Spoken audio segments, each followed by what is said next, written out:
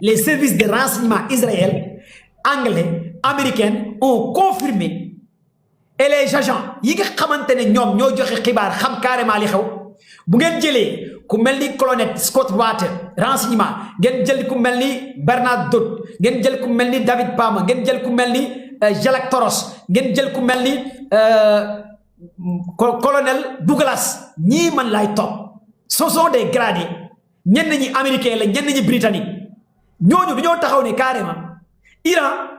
utilisé wul ces derniers missiles de génération manam li ngeen gis Iran di do amul benn missile bo xamantene Iran utilisé nako manam stock bi nga xamantene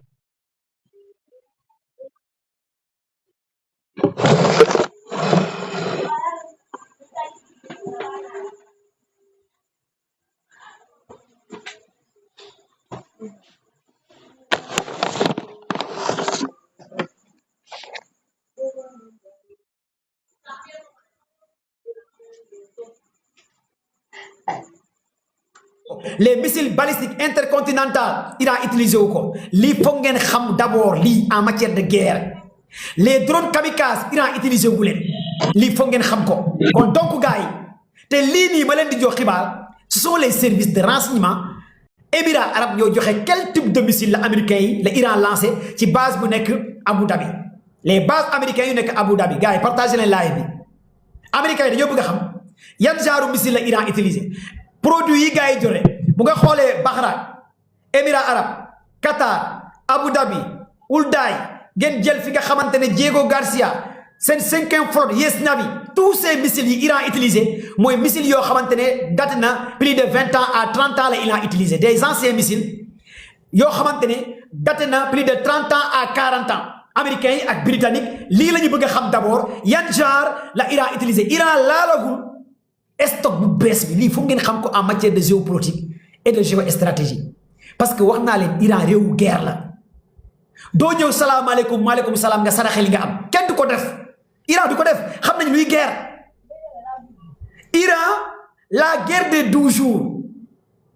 dama len di expliquer pour ngeen comprendre un peu bala may ñew ci information yi ma len di jox la guerre des 12 jours en juin l'an 2025 missile hypersonique yi Iran utilisé pour bombarder 3 sites ci bir Tel Aviv ngeen deglu mo wax len tay Iran bombardé na siège Mossad bi laal nako centre pétrolier nek Rafah Iran bombardé nako bir capitale Israël tay Iran bombardé nako te Iran utilisé wul les anciens missiles lan la Iran def dafa saturé lo avec des faux drones kamikazes éparpillons le Iran utilisé manam parmi les services de secret anglais rapport bi ñu génné ak les services de secret britanniques ñu né Iran dafa utiliser des faux drones kamikazes ces faux drones kamikazes ben drone kamikaze faux buy jar 500 euros mu nga mëna perdre ay ben missile bo xamantene ay millions et des millions de dollars américains lay jar manam Iran dafa saturer le dôme de fer Israël avec des faux drones dafa saturer le patriote américain le système de défense arabe 2 et l'état américain Iran système bobu la utiliser parce que gars yi dañoo maîtriser l'art de la guerre li faut ngeen xam ko d'abord pour ngeen comprendre que les Iraniens sont des Perses partagez le live s'il vous plaît maximum de partage gars yi le live s'il vous plaît parce que gars yaa ngi saboter live bi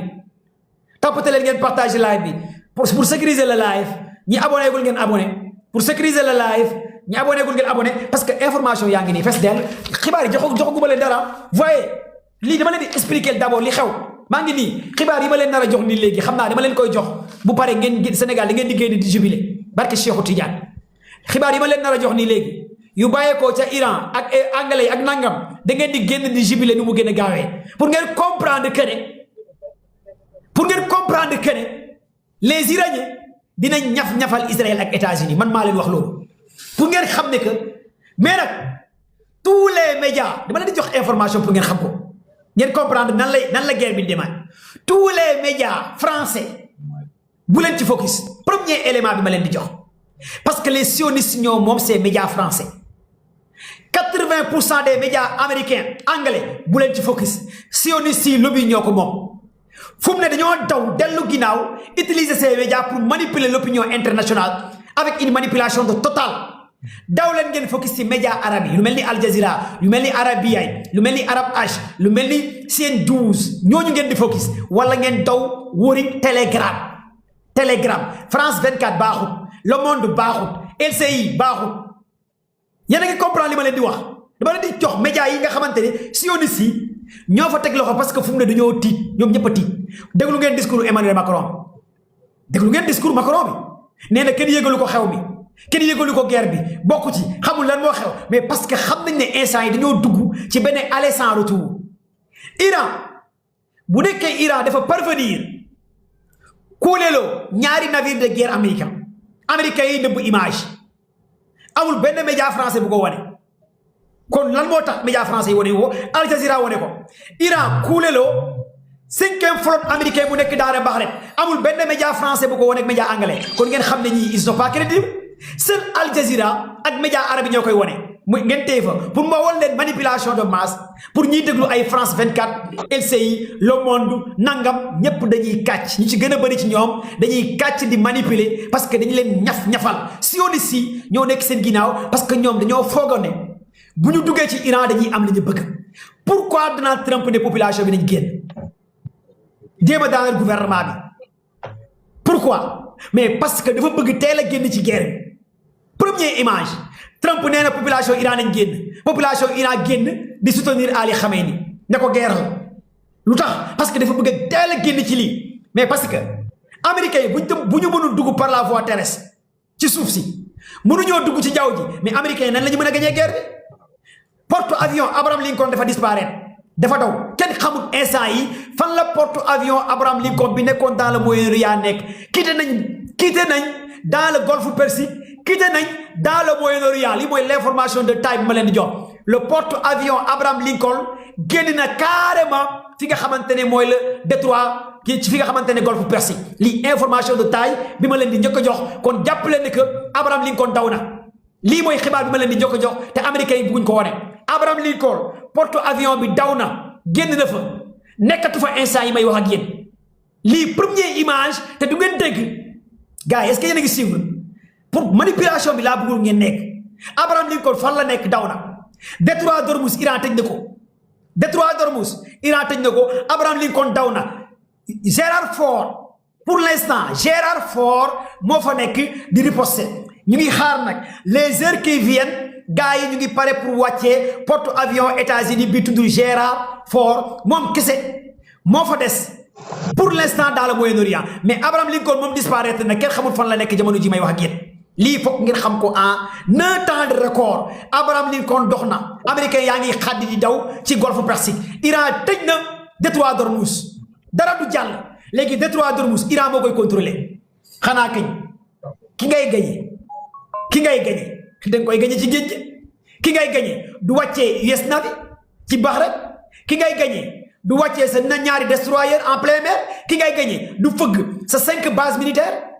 ki ngay gañe du la ne Aïcha bismillah jamono ji Tel Aviv missile yaa ngi wàcc Israël 5 sites gars yi wàccee nañ ko biir Israël institut Weizmann bi gars yi laal nañ ko institut de recherche Imam bi gars yi laal nañ ko port Haïfa bi gars yi laal nañ ko li nga xamante ne mooy dépôt de missile bi nekk biir Israël Iran wàccee na ko kon Iran tey wàccee na 5 sites biir Israël pourquoi le ministre de la communication Israël génn ne bu kenn filmer bu kenn live bu kenn wone ay image biir Israël kon ñu ngi ñaf-ñafal Israël gars yi partagé leen live bi vous êtes 10 000 personnes sur le live yéen a ngi doon xaar commando bàyyi pourquoi communiqué bi génn xam nga il faut que ngeen génn ci manipulation yi nee naa leen c'est la fin de Israël qui est là Israël day jeex pourquoi ONU convoqué ki nga xamante ne mooy Raphaël Grosny le directeur de l'agence internationale de l'énergie atomique Raphaël Grosny pourquoi ñu convoqué conseil sécurité à l'urgence jamono ji ONU ñu ngi siégé jamono ji américain yaa ngi ONU jamono ji Israël ñu ngi ONU seen Iran moo teewul ONU ñëpp a ngi ONU États-Unis seen élément yaa ngi ONU Israël seen élément yaa ngi ONU Russie seen élément yaa ngi ONU Chine seen élément yaa ngi ONU Iran dafa ne amagul jot toog ak waa ONU pour l'instant lii mooy xibaar bi ngeen war a aller sur l'internet ngeen xool léegi xanaa ko bëgg jàmm mooy toog ak ONU kon lii information la allez regardez ces médias là je ne veux pas que vous tombez sur la piège des lobbies des médias yi nga xamante ne dañu leen di manipuler je veux pas ça bugguma ko moo tax ma ne leen les médias européens yu si gën a bëri sioniste ñoo leen moom lobby yi ñoo leen moom léegi nag manipulation d'information bi dafa bëri tapoter et partager le live la famille léegi fii dañuy jàll américains yi ay missile Tomahawk la ñuy utiliser ñaari stratégie la gars yi teg lan la ñu sant Netanyahu ak Trump ki nga xamante ne mooy Ben Netanyahu moo chargé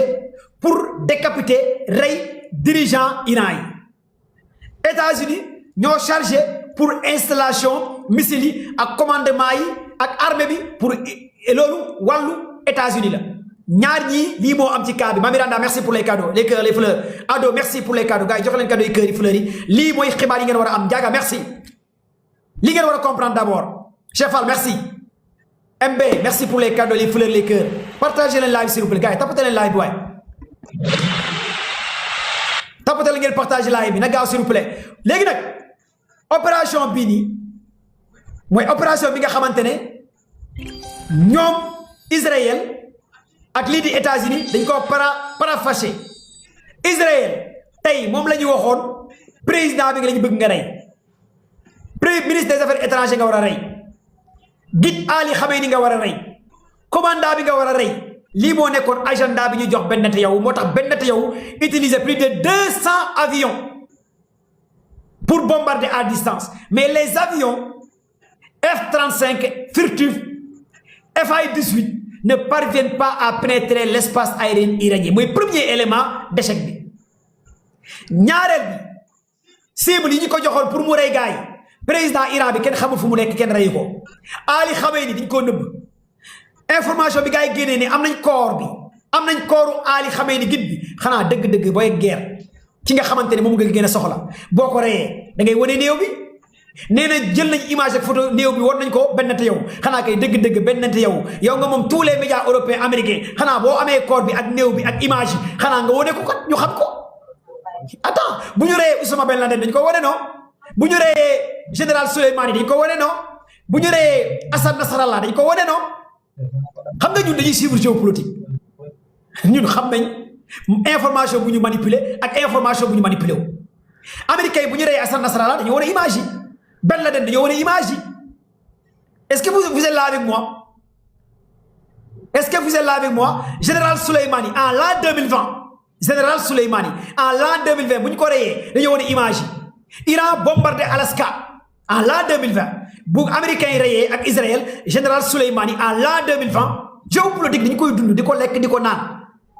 manipulation ak check info dañu koy dund di ko lekk di ko naan di ko añee ñun ñooy géopolitique géostratégie ci suñu ADN la bokk ñun kenn mënu ñoo manipuler ci information li ma faral Iran bu ñu reyoon Ali Khamenei ma wax leen ko barke Cheikhou Tidiane barke Baye Niass su ma amoon information yuy firndeel ne carrément rey nañ Ali Khamenei mais pour l'instant États-Unis dañoo dugg ci benn aller no retour bëgg cee génn mënuñ ci génn Israël dañoo dugg ci benn aller no retour lii moo commencé taxaw lii moo commencé am parce que américain lépp lu mu am ay preuve de la koy wan Israël lépp lu mu yor ay preuve de la koy wan mais ana preuve yi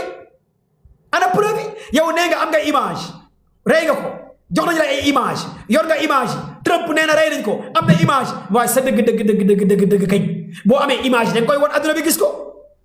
kon africains yi sénégalais yi ñiy suivre Commando Baye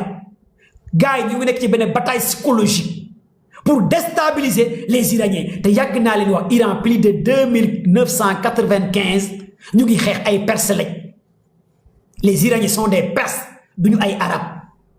Perse ragalul dee gis ngeen manifestation bi am Iran ñëpp génn pour dee ñoom lii dañoo jàpp ne ku dee ajana nga jëm xam nga kuy xeex jàpp ne boo dee ajana nga jëm kooku xeex ak moom dafa nekk lu jafe lii foog ngeen xam ko d'abord mooy la doctrine de l'Iran premier élément lii foog ngeen xam ko léegi nag wax naa leen Iran utilisé gul les missiles hypersoniques wax naa leen Iran utilisé gul ses derniers missiles de génération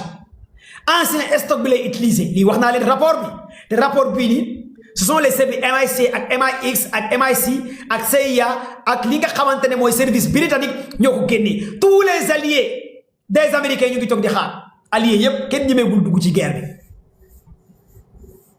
tous les alliés ñu ngi toog xam nga lan moo ko waral alliés yi xam nga lan moo wax même les alliés dañoo refuser États-Unis utiliser seen base parce que Iran dafa ne bépp allié bu ci dugal loxoom da lay wàccee alliés yépp taxaw parce que Iran li mu def mooy la guerre de 12 jours dama la di woon un peu après ngeen def ay gars yi fekkee la guerre de 12 jours tey 4h45 Sénégal la Israël bombardé Iran ngeen déglu ma wax leen 4h mooy fajar 45 la Israël bombardé Iran 6h du matin Sénégal mooy 1 heure de temps Iran bombardé na 5 bases militaires yi nga xamante ne ñoo nekk biir Moyen-Orient mooy 1 heure de temps Iran riposté na te alors que la guerre de 12 jours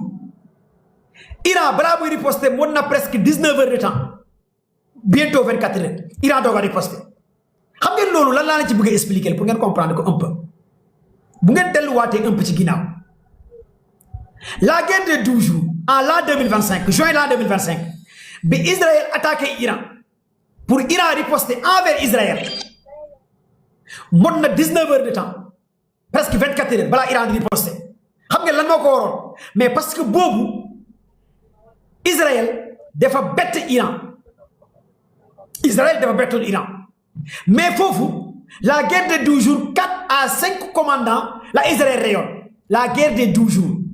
rappel dafa baax li tax ma leen di fàttali lii pour ngeen xam nan la Iran teg cette fois-ci la guerre de 12 jours mooy juin l'an 2025 est-ce que yéen a ngi suivre en l'an 2020 bu ñuy rey général Soleimani ak le commandant Ibrahim en l'an 2020 bi Israël ak États-Unis di rey général Soleimani mu nekk général bi nga xamante ne moo gënoon am doole ca Iran comme Ayatollah Khamenei bi koy gars yi di rey buy Iran di riposter ci base militaire américaine bu tudd Alaska Iran moo riposté en 2020 bombardé base militaire américain yi rey fa plus de 20 de soldats américains ak ay blessés mais Iran boobu en l'an 2020 Iran mën a frappé base militaire américain rey une vingtaine de soldats et des blessés te pourtant en 2020 États-Unis amoon na le système de défense anti-aérienne dôme de fer bi nekkoon ci base militaire yi américains yi amoon nañ le système de défense anti-aérienne le Patriot Israël américains yi amoon na li nga xamante ne mooy le système de défense anti-aérienne THAAD 190 pourquoi Iran tàggu États-Unis bombardé ko boobu Iran dafa bëggoon a woon américains yi li ma yor munoo koo téye te pourtant en 2020 léegi nag ñu ñëwaat un peu ci juin 2025 pour ma expliquer leen un peu juin 2025 5 commandants la gars yi rek est-ce que vous êtes là avec moi te tapote leen ngeen partage live bi mais bu ñu reyee 5 commandants yi mooy commandant bi géré woon communication Iran dañ ko reyoon juillet 2025 commandant bi géré woon renseignement Iran dañ ko reyoon juillet 2025 commandant bi géré woon wàllu aviation ak technologie Iran dañ ko reyoon juillet 2025 mooy bombardement yi Israël defoon juillet 2025 mooy la guerre des 12 jours léegi foofu Iran balaa muy riposter en 24 heures Iran changé na tous les commandants Iran da koo changé mais attends un pays de 93 millions de personnes en plus de 4000 missiles balistiques en plus de 6000 missiles hypersoniques en plus de 10 bases militaires souterraines am ay bombes plasma am 3 à 5 sites nucléaires seen uranium bi àgg plus de 75%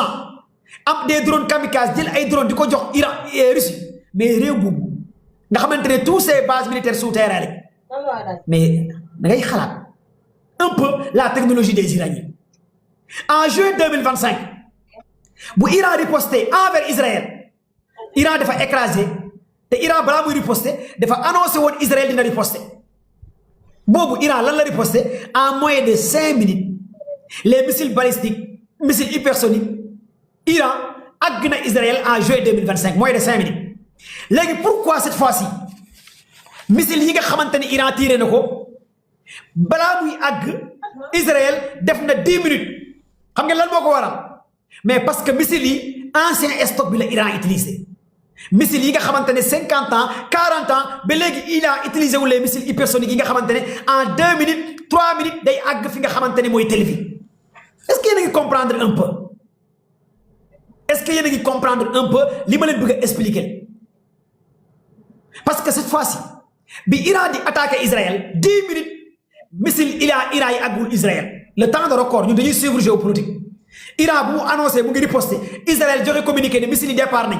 missile yi temps de réaction temps de départ ak réaction les missiles iraniens avant ñu àgg Israël def na 9 à 10 minutes la ko service secret britannique yi américains yi calibré te américains yi dañoo bëggoon xam yan genre type missile la Iran utilisé si base militaire yi nga xamante ne nekk na fa ñu avancé léegi comme que temps de réaction et temps de ciblage bi def na 9 à 10 minutes pour ma xamal leen ne que Iran réewu guerre la bu leen tiit bu leen jaaxle gis nga ñii ay perse lañ ce sont des perses duñu ay arab dañoo xam lan mooy guerre plus de 2000 ans ñu ngi xeex ñu judd ci guerre xam luy guerre ñoom ku ci dee dañu lay remplacer ñu jàll ci leneen amul arrêt comme ni sénégalais di waxee amul arrêt dafay daw Iran amul diw dee na mbir mi day taxaw déedéet parce que le guide iranien dafa remplacer lépp la remplacer commandant des armées de l'air kan remplacer nañu la ñaar boo dee keneen mooy toog amul xalaat armée de terre remplacer nañu la boo dee keneen day ñëw boo dee keneen ñëw ki nga xamante ne moo géré communication bi boo dee keneen ñëw te tous ces sites nekkul benn lu war ngeen war a comprendre un peu ces bases souterrains ces communications iraniennes par exemple Iran day am benn système de communication boo xamante ne 5 personnes ñoo koy gérer du nekk benn site bu ñu la waxee centrale communication Iran 7 la 7 lay doon bii bu ñu éliminer bale day continuer bii bu ñu ko éliminer bale day continuer fréquence Iran bi 25 la 25 types de fréquence gars yi mën nañu ci communiquer fréquence bi bu ñu ko shut downé gars yi dañuy continuer ci beneen fréquence tous ces commandants nii lay affaire bi di fonctionner pour ngeen xam ne que c'est pas que dañoo rey alpha Modou Ndiaye bêta du fonctionner boo rey alpha bêta day ñëw boo reyee bêta gamma day ñëw boo reyee gamma delta day ñëw lii mooy am ku nekk da nga am benn cheville de communication professée bi nga xamante ne les Iraniens dañu ko préparé plus de 100 ans parce que Iran détient plus de 500 ingénieurs 500 ingénieurs ñun géopolitique dañ koy def caaxaan bi géopolitique dañu koy lekk di ko naan di ko noyee les nerfs de la guerre c'est de l'information les nerfs de la guerre c'est des données qui détient l'information gagne la guerre les Iraniens ñoo ëpp ay comme information les Émirats arabes disent avoir été visés par 137 missiles et 209 drones ministre de la défense Émirats arabes nee na Iran 137 missiles la visé 209 drones waa Émirats arabes ñooy wax waa Émirats arabes man lii moom vraiment c'est du jamais vu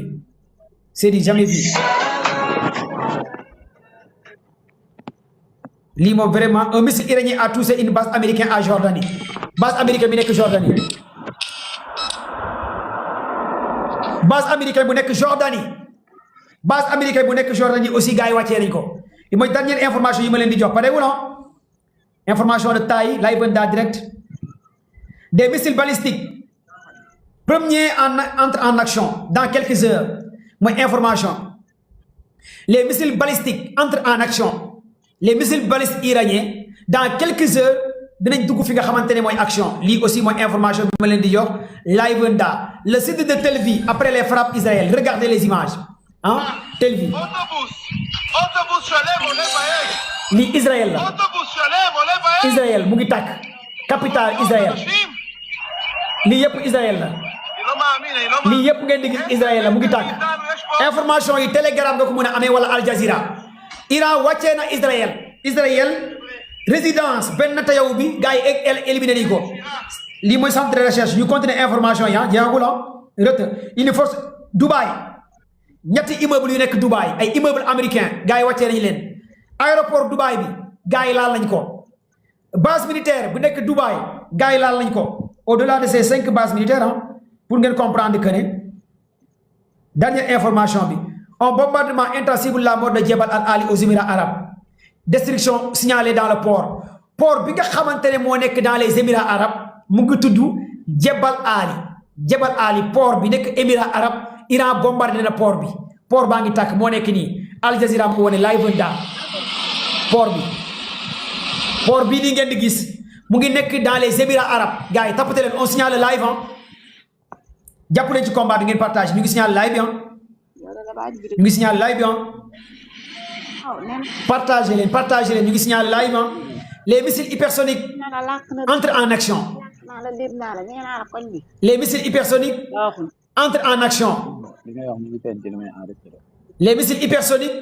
entrent en action mais pour l'instant ces missiles hypersoniques defaguñ li nga xamantene moy réaction ñu ngi xaar ces missiles supersoniques iraniens ndax dinañ def réaction tapotez et partagez le live la famille 11 000 personnes ñoo nek ci direct bi partagez le bu gaaw 11 000 personnes dama leen di jox xibaar yi pareillement je vous donne des informations à la dernière minute pour ngeen xam fan la gars yi tollu c'est hyper important pour ngeen am information bi ngeen dund fi nga xamant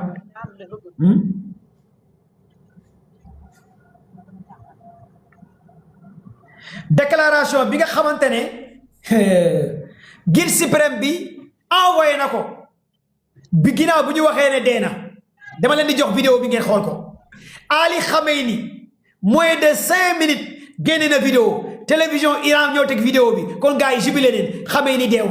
yeen ana ñu doon laccé Khamenei déna wala déwut gaay télévision Iran woné na vidéo bu Ali Khamenei envoyé légui ci télévision Iran déclaration bi mo nek ni mu ngi ni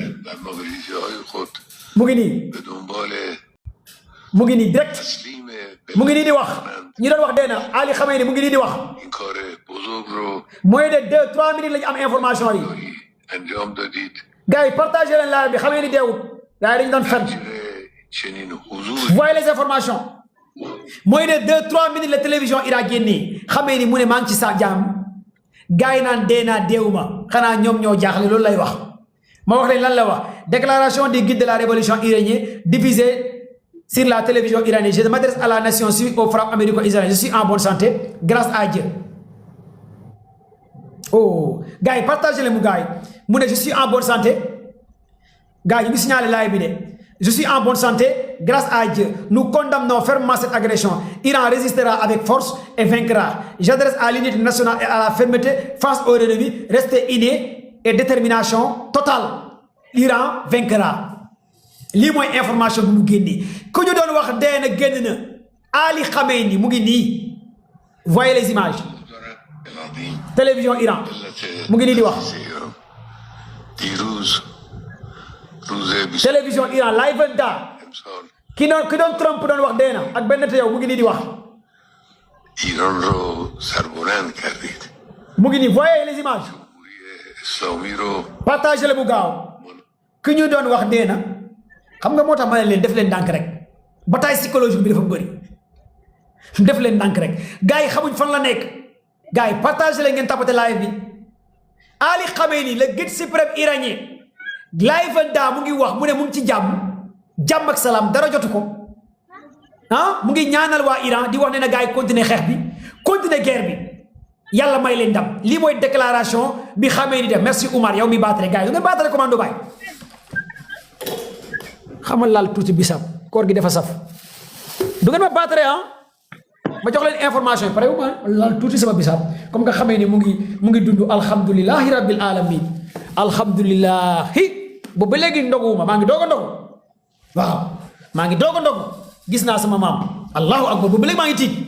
bo ba léegi maa ngi xaar déclaration maa ngi doog a ndogu nodd nañ timis dog jot na fii ci live commando baay ak li ko wër voilà lii laa doon xaar boobu ba léegi sama dënd baa ngi teuf non bu ngeen xamoon li ma dal non xoolal dañoo noddu mi sax yëguma tamit parce que xamee ni nu ma ko bëggee sama xol barke Baye Niass pour man kese maa bëgg waa ji li may nekk di live yëpp sama xol bi neexul barke Cheikhou Tidiane barke Baye Niass waa ji warul dee xamee ni warutoon dee mais alhamdulilah wax leen alhamdulilah su ngeen xamoon li ma yëg ci sama xol bi Trump ne dee na benn te yow ne dee na bu ngeen xamoon li ma yëg ci sama xol barke Cheikhou Tidiane su boobu sama xol baa ngi jam dafa mel ni nga jël paaka di ko ma koo jam maa ngi dama am naqar boo xamante ne xaw ma fan laa koy jooyee mais yàlla jàppale nañu Ali Khamenei mu ngi dund génn na wax l'islam ci kaw rek baatu Allah merci PDG pour les cadeaux merci gars pour les cadeaux baatu Allah ci kaw rek wax leen alhamdulillahi rabbil alamin ci live bi deewul de Ali Khamenei vous êtes 11 200 personnes sur le live man sama invité yi dafa mel ni dañoo réer de sama invité yi dafa mel ni dañoo réer de Ali Khamenei alhamdulillahi rabbil alamin génn na wax le guide suprême iranien Ali Khamenei génn na wax waaw gars yi partagé leen live s'il vous plaît waxoon naa ko de ils vont le localiser yow localiser ngay wax yow est-ce que ça va yow waa Iran ngay waxal de waaw da ngeen may ma naan tuuti kii bi nag ma naan tuuti sama kii bi nag sama dog nag ma continuer information yi da ngeen may ma continuer information yi ma dog da ngeen may ma continuer information yi da ngeen may ma continuer information yi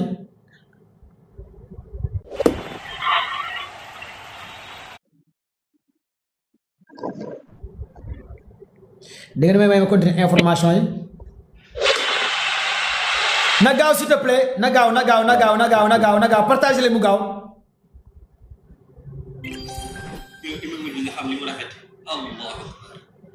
non Iran ngi wàcc Dubaï. xoolal immeuble Dubaï bi Iran wàccee regardez immeuble bi la Iran wàccee Dubaï. non Iran ngi wàcc Dubaï. mais xoolal immeuble bii si nga ah non. immeuble bii mooy immeuble bi nga xamante ne moom la gars yi résidence américain yi nekk diplomate yi moom la Iran wàccee immeuble bii ngeen di gis image yi live da moom la autorité américain yi nekk moom la Iran wàccee. partagez leen mu gaaw s'il te plaît waaw partagez leen mu gaaw s'il vous plaît partagez leen mu gaaw s'il vous plaît partagez leen mu gaaw s'il vous plaît xaaral ma bloqué sa maam yow nit ñi di nekk di wax ay géopolitique ngay nekk di ñaan ay 2000 francs ngay cagatu ah ci weeru koor xaaral ma bloqué sa maam du ma sa wax sa tur pour may la promotion yow nit ñi di waxtaan xam-xam nga nekk fii di cagatu naan may leen ma 2000 ci xeetu cakaay la même seen genre Ousmane Sonko war na jug ci yéen xeetu xale yu jigéen yu mel ni yéen nekk ci TikTok bi ci bu leer na ma ne ci liste Mame Matar Diabra bi yéen a ngi ci ah même Mame Matar war nañ ko wax ci nii maa xam la bëgg leen xam-xam ay nitu kaa ngeen ah c'est très important partagez leen mu gaaw s'il vous plaît partagez leen mu gaaw meilleur live commando by live da tapez partagez maximum le live ah partagez leen maximum le live su ma jëlee sama invité yi rek après naa leen jël su ma jëlee sama invité yi après naa leen jël may leen ma tuuti rek gars yi def demande yëpp gis naa leen yéen ñëpp dinaa leen jël fii ba 2 heures du matin dañuy live man ak yéen mais daa am ñoo xamante ne maa leen invité ba pare dama leen bëgg a jël vite fait après ma doog leen jël waaw ziyaare naa leen bëgg naa leen bu baax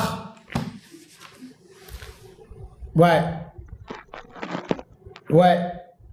ziyaare naa leen bëgg naa ci yéen bu baax a baax léegi dama leen di jox les conséquences de l'attaque de Iran à Tel Aviv a jugé par la nature de destruction à la crainte chaos total immeuble rasé yi la gars yi def Tel Aviv voyez les images yi Israël résidence bi mooy résidence kii bi résidence benn te yow bi moo ngi nekk ni Tel Aviv gars yi wàcce nañ ko Al Jazeera live nda waaye immeuble yaa ngi nii yii yëpp Israël la gars yi bombardé nañ ko mu gaaw selon nos sources fiables depuis la Russie fait capture ces diaspora live nda les missiles balistiques iraniens entrent en action Khamenei le guide de la révolution presque tant il vient de communiquer sur la télévision iranienne bii mooy bateau bi nga xamante ne moom la gars yi kuule loo mooy navire voyez les images en pleine mer gis ngeen géej gi bii mooy navire de guerre gis ngeen saxaar si bii la Iran kuule loo y a eu des morts des pertes de vie humaines mooy bateau américain bi gars yi kuule loo ci géej gi gis ngeen ko ah gis ngeen bateau bi ah moom la Iran kuule loo ci géej gi des immeubles impactés la chute là vraiment c'est autre chose ok gars yi léegi dama leen di jël balaa sama invité yi ñëw ma jël leen ngeen participer ci live bi ñi nga xamante ne aussi comprendre nañ un peu géopolitique wala bëgg nañ ci wax léegi barkelu xaaral ma jël leen ngeen barkelu parce que am na ñoo xamante ne sax comprendre mais naa leen jël rek ngeen barkelu vite fait acca ma xool salaamaaleykum acca dama leen di jël ngeen barkelu kii daw na ñu comprendre ñu comprendre waaw mais bon même bu ngeen kii woon ñu bëgg a barkeelu ci live bi rek ma jël leen ma xool. salaamaaleykum. aleykum salaam. acca yow la ñuy déglu sëñ bi. waaw man dama doon laaj position des Africains vis-à-vis de cette nouvelle guerre nii moom laa bëggoon xam yan point nga yan leeral nga ñu ci mën a andi ba xam soit buñ defoon bloc def ci benn communiqué wala soit ñu def ay communiqué séparément chaque pays boobaa ban conséquence la mën a am tamit ak buñ defee bloc def benn communiqué. génne ko wala soit ñu def kenn ku ne communiqué am. ok ci point boobu laa bëggoon nga leeral ñu si. waaw position des Africains moom xanaa toog di live bi ci la bokk comme nu ñu live nii toog TikTok di live bokk na suñu position ak def ko ni communiqué Diomaye def na communiqué xam nga nag gis nga communiqué bi président Diomaye def na communiqué question bi pour ma tontu la ko toog di live di wax ju bëri loolu bokk na suñu position ak yow nga yéeg di laajte dof question dof. ma tontu réponse dof lii bokk na suñu position ñun africains yi waaw africain boo xamante ne mënoo sax créer cure-dent ku mënta créer cure-dent lu mu mën a tuutee loolu la moo la ci geel gi ñuy xeex safara xam nga yaa de ces questions yoo xamante ne boo ko tontu da ngay di nekkoon doguma yàqoor africain yi ñun Afrique lu ñu mën kaa yàqate suñu biir tamante dëmm diw nii liggéey nit mu dee ku jiite nekk président gars yi saaga la bugg a nguur li mooy suñu position bugg pouvoir mais lii nii sa waay ñun mënuñoo gérer sax suñu réew lekk sax dañ koy jéggaani waaw kon africains yi mënuñ dara ci lii am africains yi seen position ñu ngi ci Mame Ndiaye Savon loolu mooy position africain yi ñu ngi ci ay maam di seetaan ay Mame Ndiaye Savon di seetaan Adamo lii mooy seen position surtout sénégalais yi di topp ay cas waaw ma jël keneen koo xamante ne daf may wax xam-xam ay position africain boo xamante ne sax mënoo créer cure-dent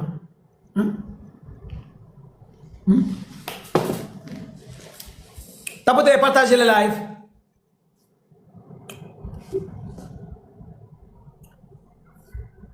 tapotez ngeen partage live bi bëri na ay demande y a tellement de demande mais damay bës rek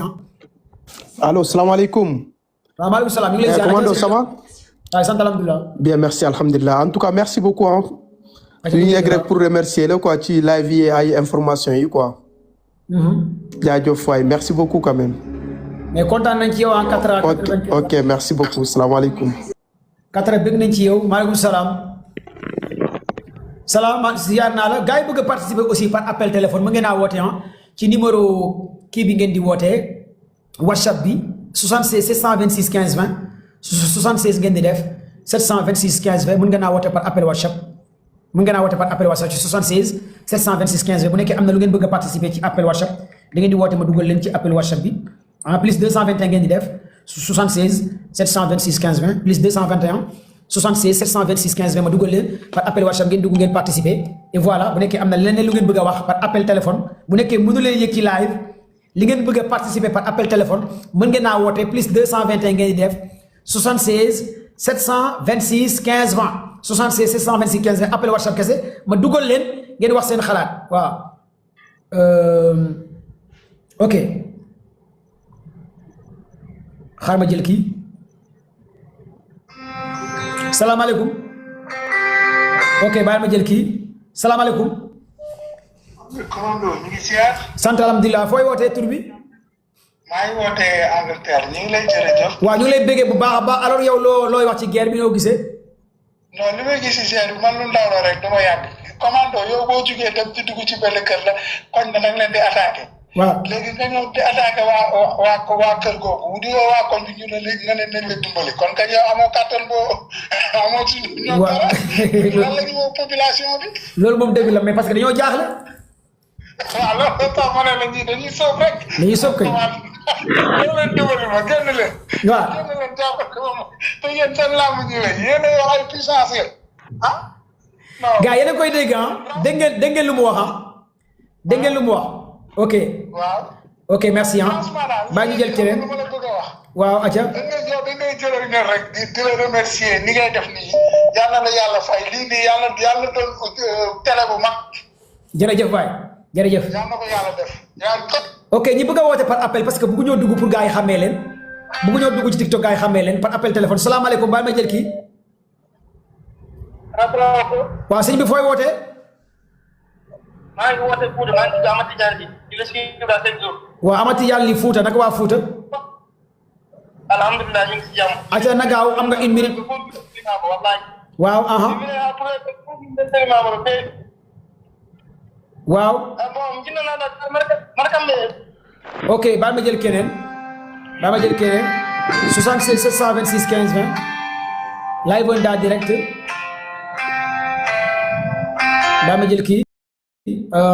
salaamaaleykum. salaamaaleykum. waaw sëñ bi ñu ngi lay déglu. ñu ngi lay déglu. ah ñu ngi jaar commando ñu ngi jaar bon. waaw maa ngi lay déglu wàcce ñëwal fas yi. non macha allah dañ kontaan ci kii bi quoi ñu ngi lay remercier vraiment. waaw. parce que Amérique dafa fokk ni ñoom ñooy puissance mondiale boo xamee ni que lu la neex def. ok. mais déjà Iran ni ñu réagir ni moom macha allah quoi parce que xam nañ ni l'islam jaral na leen lu bëri quoi te yàlla tamit du seetaan. ok. ok waa leer na nañ salaamaaleykum yow la kan sëñ bi ñu ngi ziar.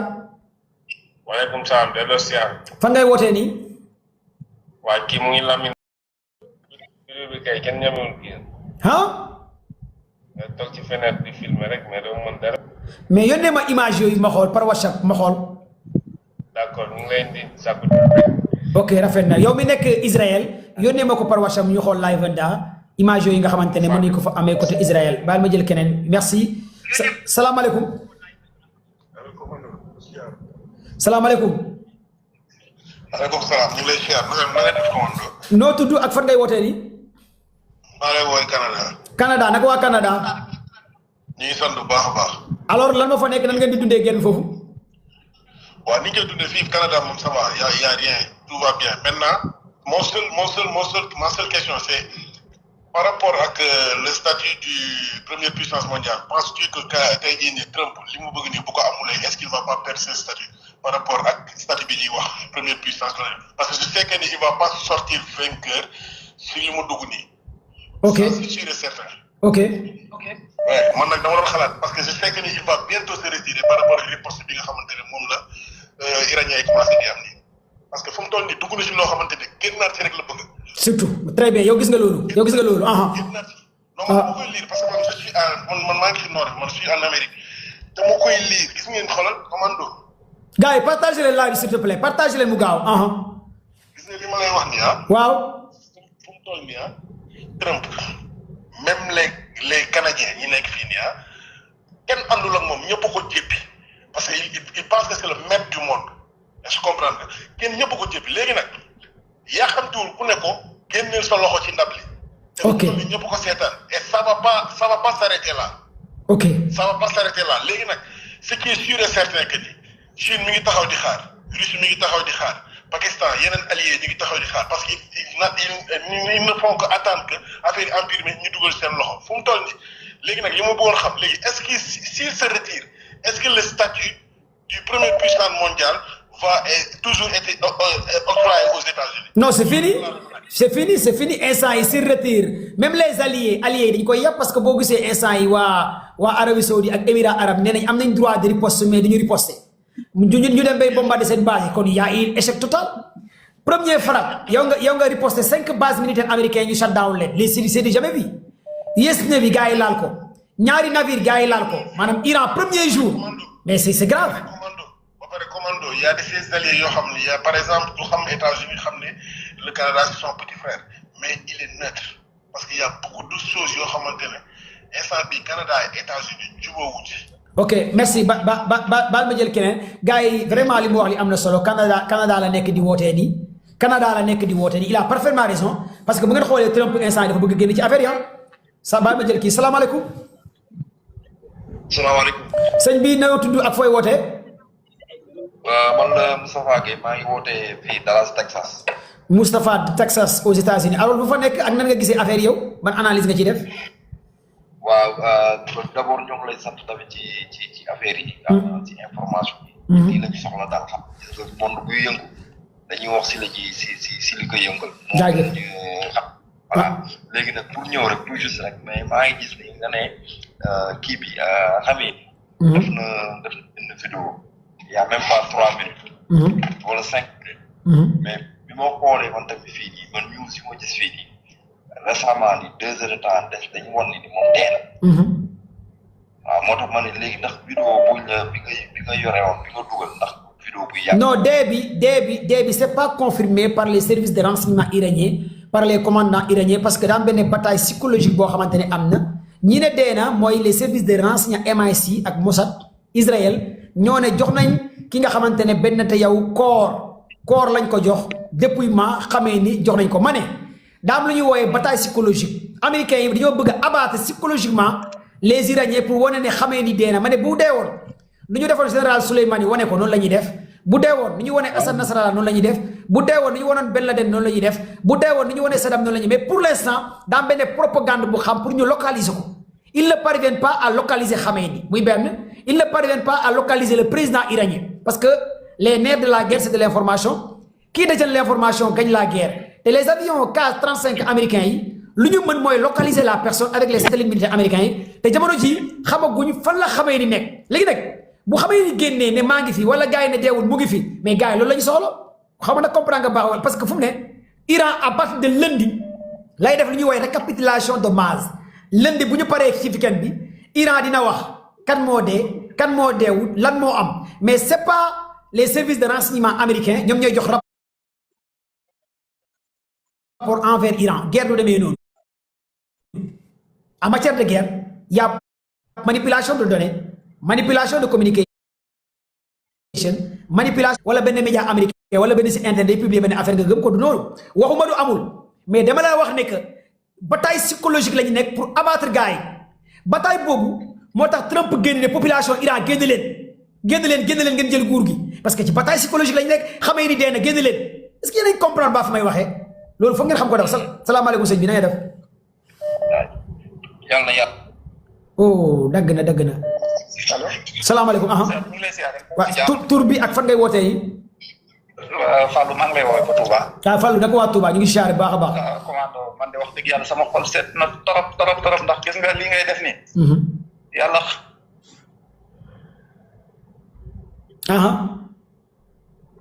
oh Fallou dagg na de Fallou depuis Touba salaamaaleykum Fallou boo mënee duggaat salaamaaleykum. salaamaaleykum. sëñ bi noo tudd ak fan ngay wootee nii. maa ngi tudd Mohamed maa ngi wootee Paris. Mohamed naka waa Paris.